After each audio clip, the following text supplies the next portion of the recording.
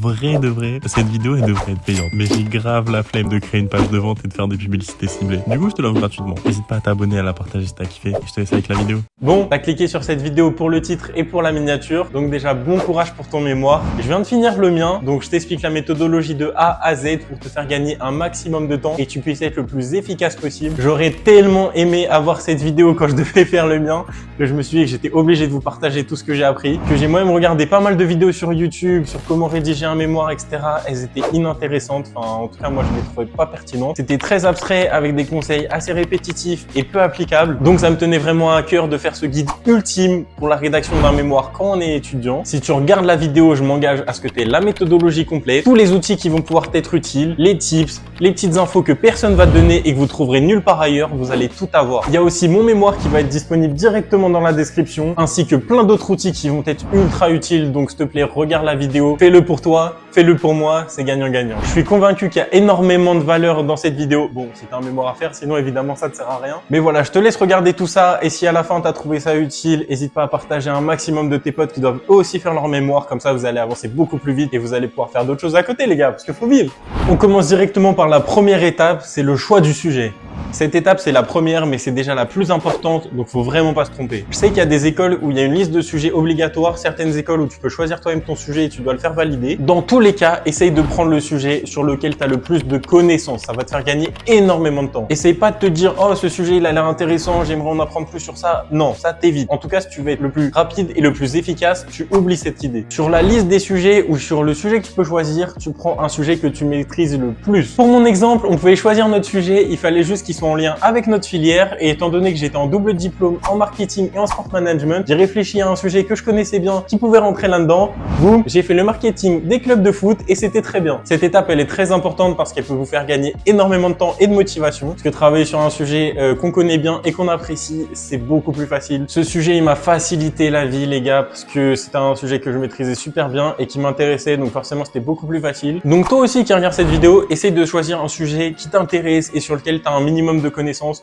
le plus, le mieux, et on enchaîne directement avec l'étape 2. Ok les gars, c'est déjà le moment d'utiliser ChatGPT, ça aurait été plutôt rapide, et je vous montre comment faire. Donc les gars, vous allez écrire quelque chose dans ce style, donc vous lui demandez de vous faire votre problématique, vous bidouillez un petit peu, vous voyez ce qu'il vous dit. Voilà, en bidouillant très rapidement, j'ai réussi à obtenir une problématique. Comment les clubs de football professionnels gèrent l'évolution de leur modèle économique. Donc là, ça va être un peu plus lié à la pandémie, parce que voilà, il a parlé de ça. En 5 minutes, vous réussissez à créer une problématique plutôt correcte. Une fois qu'il vous a assez rapidement proposé une problématique, vous allez lui demander de vous faire un plan. Donc là, voilà, par exemple, il m'a fait modèle économique, facteur d'influence. Voilà. Donc déjà, les gars, ça, normalement, si tu dois le faire tout seul, t'en as pour 4 bonnes heures, je pense. Vous avez un plan. Évidemment, vous pouvez rebouger, remodeler, etc. Mais globalement, il va vous faire quelque chose de très correct.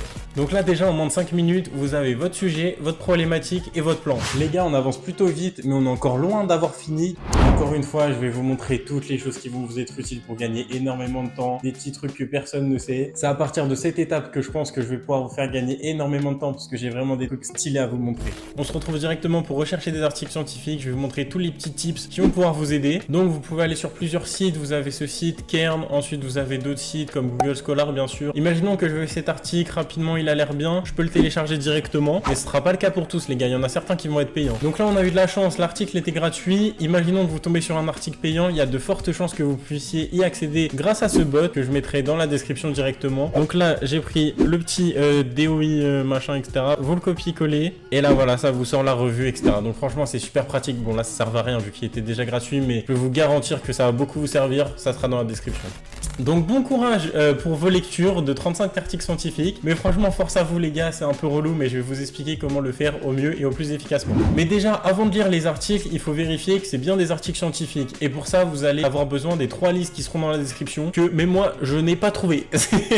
C'est-à-dire j'ai dû demander à mes potes de les envoyer parce que j'ai aucune idée d'où ils les ont trouvés. C'était une galère monstre, donc ça sera dans la description, faites-vous plaisir. On se retrouve avec directement les 3 PDF qui vont vous être ultra utiles. L'objectif à ce moment-là là, c'est de vérifier que votre article est bien scientifique et bien utilisable dans votre mémoire. Donc ce dont vous allez avoir besoin à ce moment-là, c'est ce petit numéro juste ici, l'ISSN. Donc vous allez le copier-coller dans les listes qui seront en description bien sûr. Donc avec un CTRL F, vous copiez, vous regardez si ça apparaît, vous faites entrer. Et voilà, donc la revue française de gestion, elle est bien certifiée par la FNEJ ou je sais pas quoi. En gros, si vous tapez et que votre numéro il apparaît dans aucune de ces 3 listes, vous pouvez tèche votre article, il sera pas validé. Ensuite, une fois que vous avez votre article et que vous allez commencer à tous les référencer, je vous conseille fortement d'utiliser un Excel. Si vous regardez la vidéo, merci à vous, Baptiste, Guillaume et Garance, vous m'avez régalé pour la méthodologie de mon mémoire. Donc comment cet Excel s'organise? C'est ultra important qu'il soit bien organisé les gars. Donc vous allez avoir le numéro de l'article, le thème, la méthodologie. Bon, la code méthodologie elle sert à rien, hein, si jamais je l'avais laissé, mais vous calculez pas, vous allez perdre votre temps.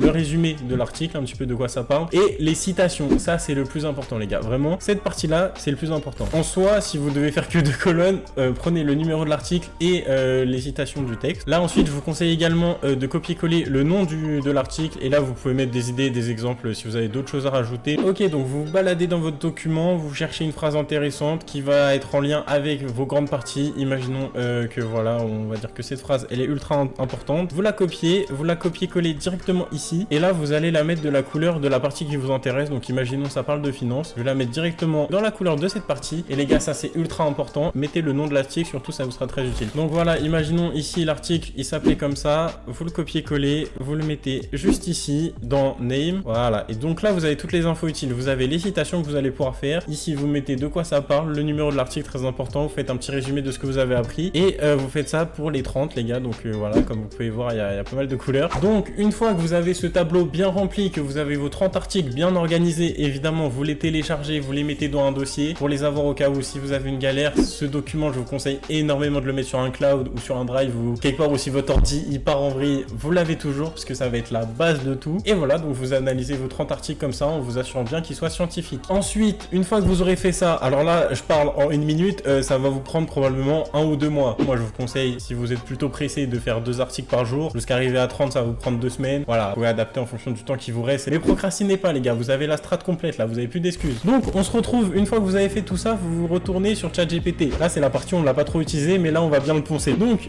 qu'est-ce que vous allez lui demander? Vous allez lui demander de vous écrire une introduction pour votre thèse avec un bon vocabulaire, etc. Il va vous répondre quelque chose. Donc voilà, j'avais un petit peu galéré au début, il était pas très compréhensif, j'avais dû un petit peu lui expliquer de développer beaucoup plus. Et voilà les gars, j'avais toute mon introduction sur ChatGPT. Évidemment vous devez vérifier, faire attention à ce qu'il n'ait pas dit de la merde, etc. Mais globalement vous avez la base de l'écriture et après vous pouvez ajuster. Donc ça c'est pour l'introduction. Et ensuite c'est là où votre tableau il va vous être extrêmement utile. Donc ce qui va se passer, c'est qu'imaginons vous devez faire votre première partie sur le marketing. Vous allez regarder votre plan qui va être juste ici. Bon moi j'en avais fait plusieurs, mais en gros vous allez regarder votre première sous-partie. Donc moi c'était l'image de marque en gros. Vous allez aller dans toutes vos citations que vous aurez fait au préalable. Imaginons que celle-ci elle parle de l'image de marque. Vous la copiez, vous allez directement dans le chat GPT. Vous allez lui demander d'écrire un paragraphe en se basant sur l'idée que vous venez de copier-coller. Donc là voilà, en gros tu lui dis écris-moi un paragraphe basé sur cette idée. Vous copiez-coller votre citation et là il va vous faire plein de petits paragraphes. Et voilà, c'est que ça.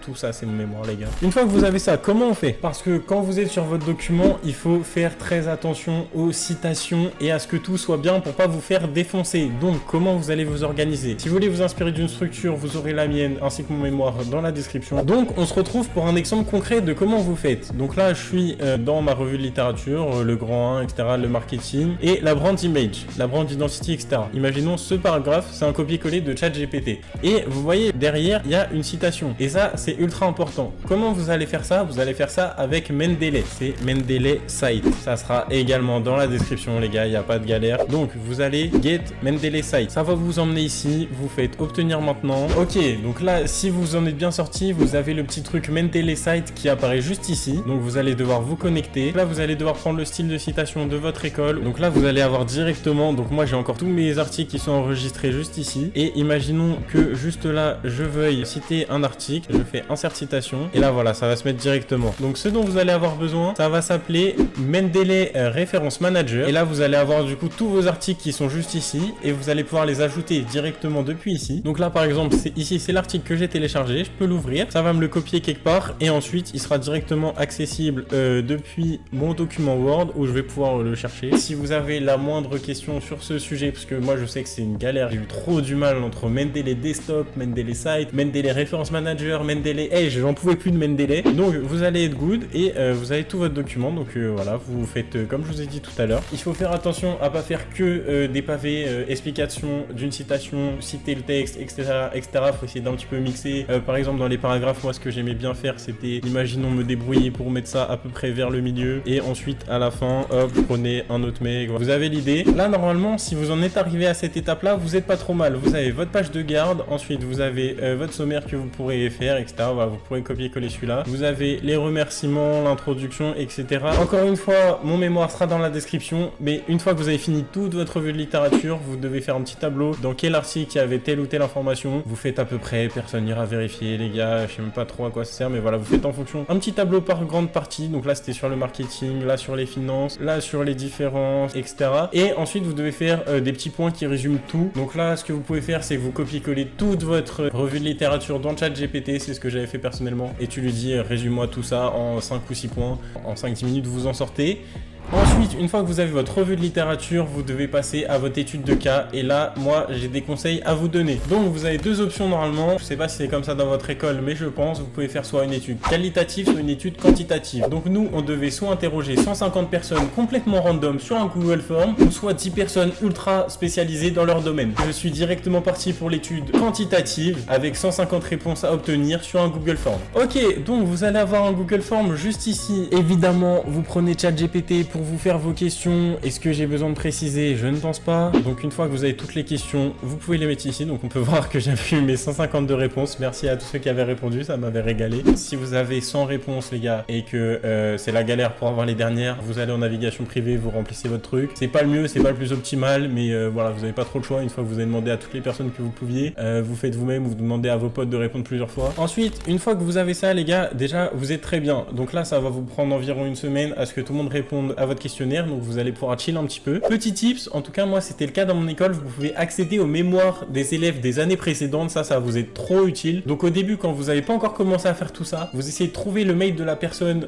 qui peut vous aider. Après normalement votre école elle est censée vous donner un plan hein, bien sûr, donc n'hésitez pas à le suivre, mais voilà, si jamais il y a des parties qui correspondent, vous pouvez directement prendre ce que j'ai fait, faire attention au plagiat évidemment. Et ensuite vous avez l'analyse des datas, et donc encore une fois ChatGPT va tout faire pour nous. Ce que vous allez faire, c'est que vous allez repartir de votre Google Form et là vous allez copier-coller des réponses et des questions. Globalement vous arrivez dans ChatGPT et vous faites ça, donc vous copiez-coller la question et les réponses ça va vous mettre d'autres informations, mais bon voilà, vous n'êtes pas teubé, vous supprimez ce qu'il y a en trop et voilà, donc ça vous allez faire quelque chose dans ce style. Avez-vous une équipe favorite? Oui, non, avec les résultats, et vous allez lui demander d'utiliser les réponses pour là par exemple c'était écrire un paragraphe à propos des fanbase passionnés, etc. Donc là en l'occurrence moi je devais faire un persona, en gros fallait décrire 3 types de personnes, donc il y avait les fans absolus, les personnes qui aiment plutôt bien le foot et les personnes qui sont plutôt casual. Vous prenez les réponses que vous avez dans votre Google Form, vous lui demandez de faire des paragraphes dessus et voilà, vous allez tout avoir ici. Ensuite, ce que vous allez devoir faire, c'est vous allez devoir faire la comparaison entre les résultats de votre analyse et votre revue de littérature que vous aviez faite précédemment. Donc comment vous allez faire ça? Vous allez, au cas où il l'a oublié ou au cas où vous avez recommencé une conversation, etc., vous allez recopier toute votre revue de littérature dans ChatGPT, donc évidemment vous allez devoir faire en partie. Donc c'est ce que j'avais fait juste ici. Et ensuite, une fois qu'il a bien toute votre revue de littérature en tête, vous devez lui dire de faire des comparaisons entre ça et les résultats que vous avez obtenus. Donc pour vous donner un exemple un peu plus concret, vous avez vraiment juste à recopier question par question tout ce qui était dans votre questionnaire quantitatif. Donc là par exemple, est-ce que vous avez une équipe favorite? Oui à 92%, non à 19%. Vous lui demandez de faire un petit paragraphe dessus. Globalement c'est ça, vous lui mettez la question de votre Google Form, il va vous faire un paragraphe dessus. Et donc les gars, tout ça c'est possible grâce à ce prompt, donc n'hésitez pas à le screen, à le garder. Donc bon voilà, vous le traduisez au pire. Ce paragraphe là il est ultra important, ce prompt, c'est ça qui a tout fait marcher par la suite, donc vraiment enregistrez-le, faites-en quelque chose, traduisez-le si vous devez faire en français, mais voilà. À partir de ça, c'est vraiment le plus important. Et ensuite, une fois que vous avez fait ce prompt, vous pouvez lui poser les questions, il va directement vous faire des paragraphes. Donc, par exemple, si on descend, voilà, j'ai plus qu'à mettre la question et voilà, il fait directement un paragraphe avec les liens, avec ma revue de littérature. Donc ensuite, vous allez devoir faire des recommandations managériales sur tout le côté éthique, bonne conduite, etc.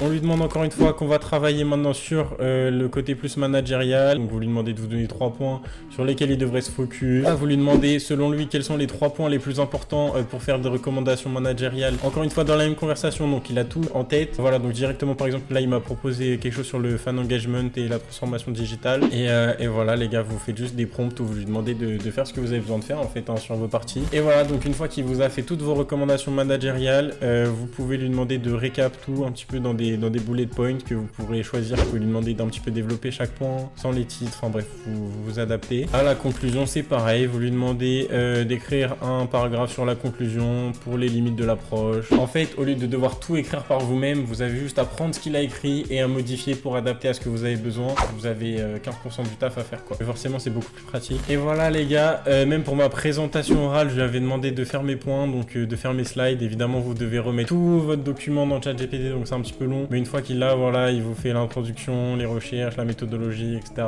J'espère que c'était clair. Donc dernière chose, vous devez également mettre des annexes. Donc par exemple là il y avait une carte avec les clubs supportés aux États-Unis. Là c'était le nombre de followers sur les réseaux sociaux. Voilà, j'en ai pas mis beaucoup, j'en ai mis que 2. Et là vous avez votre bibliographie que vous devez faire. Donc là vraiment c'est très simple. Vous allez juste sur Make Daily Site, juste ici. Ensuite vous allez ici et là vous mettez insert bibliographie. Et là ça va vous faire directement le truc comme ça avec les numéros de DOI, etc. Enfin tout très bien. Et la cytographie, ça je l'avais fait moi-même. Donc dès que vous prenez un article sur internet, une info sur internet qui n'est pas un article scientifique, vous devez aussi mettre une cytographie avec le nom du site, la date de la publication de l'article, le nom de l'article et le lien. Donc voilà, c'est pas très compliqué. Les gars, si vous avez la moindre question, n'hésitez pas à la poser dans les commentaires. Normalement déjà, si vous appliquez tout ce que je viens de vous dire, vous allez gagner énormément de temps. J'espère que j'ai répondu à toutes vos questions, mais globalement les gars, si vous utilisez ChatGPT, ça va vous faire gagner 80% de votre temps. Et voilà, je voulais pas faire une vidéo comme il y en a partout sur YouTube où les conseils c'est oui, surligne ça, oui, prends des notes, oui, organise-toi comme ça. Non, moi je voulais vous faire vraiment quelque chose de concret. J'espère que cette vidéo vous aura apporté de la valeur. N'hésitez pas à la partager un maximum. Si t'as un pote qui est en galère avec son mémoire, envoie-lui cette vidéo. Il va forcément avoir quelque chose d'utile dans cette vidéo. Vous aurez mon mémoire dans la description si vous avez besoin de vous inspirer de quelque chose. N'hésitez pas à recopier tout le plan, recopier toute la formulation. Et voilà, j'espère que vous allez pouvoir faire votre mémoire au plus vite. On est là, on avance ensemble. J'ai essayé de vous donner un maximum de valeur dans cette vidéo. J'espère que ça vous aura été utile. On se retrouve très bientôt pour une nouvelle vidéo sur la chaîne. Bye!